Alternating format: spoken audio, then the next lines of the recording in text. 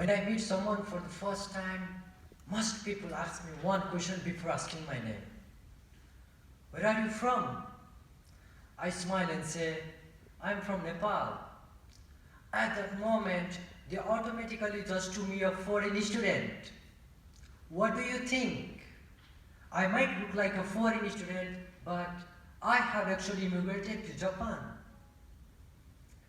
To begin with, I have some specific concerns related to migrant families. Actually, my father spent more than 30 years of his life in foreign countries. In India and Kuwait, he was a migrant worker. And he finally settled in Japan, where I joined him.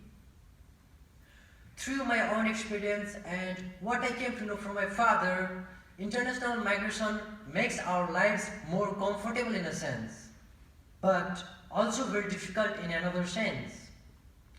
Experience has taught me that international migration is both a blessing and a burden.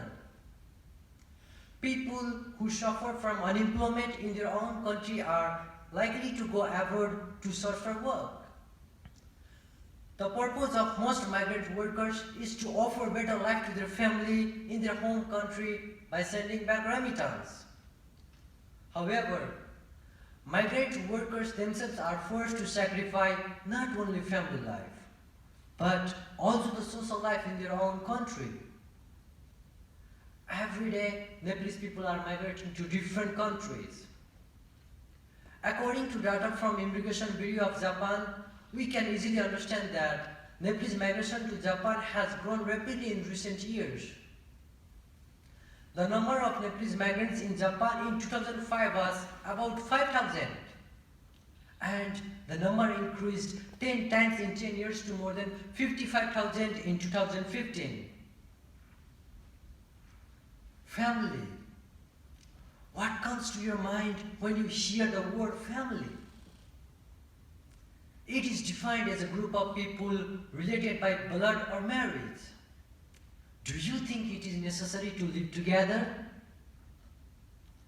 In my case, I am part of a large family. And in Nepalese society, we have a culture of living together. However, due to the migration process, my large family has been divided into many small parts. I have 5 members in my household. My father, my mother, younger brother, and younger sister. My younger brother was a little different in his childhood than others. He looked attractive, but didn't speak for many years. We were worried about him and took him for medical treatment to many hospitals in Nepal. But unfortunately, we were not able to understand the real illness. Because of this and our financial reasons, my father came to Japan to work.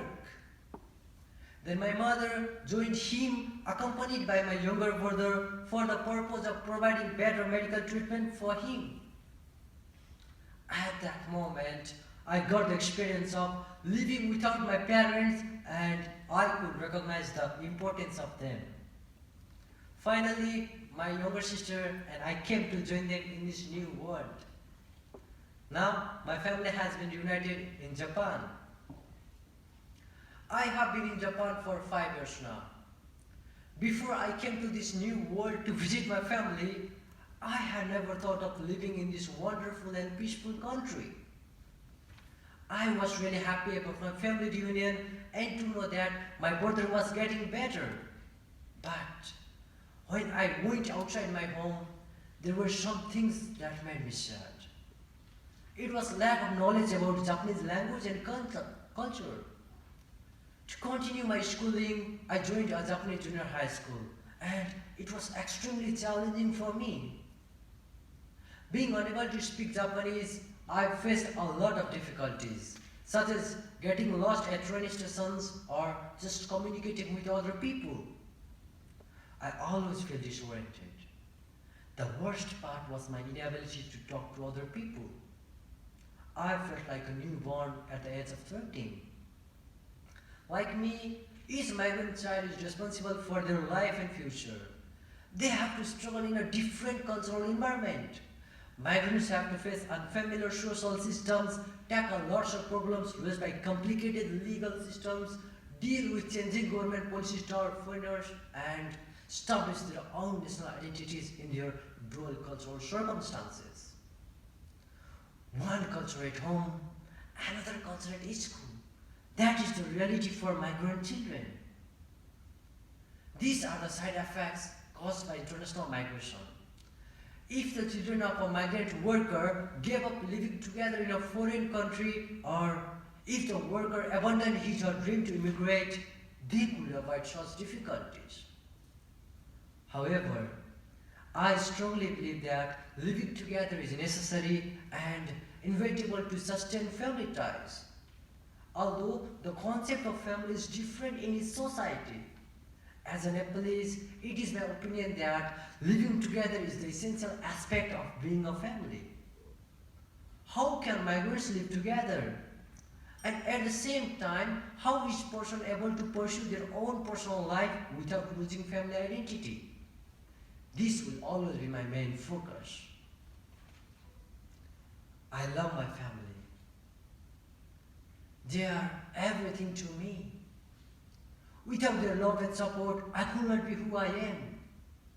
This is one world. And in this world, there are a lot of people who have lost their relatives due to disasters, wars, or disease. People are suffering from poverty, hunger, and lack of shelter.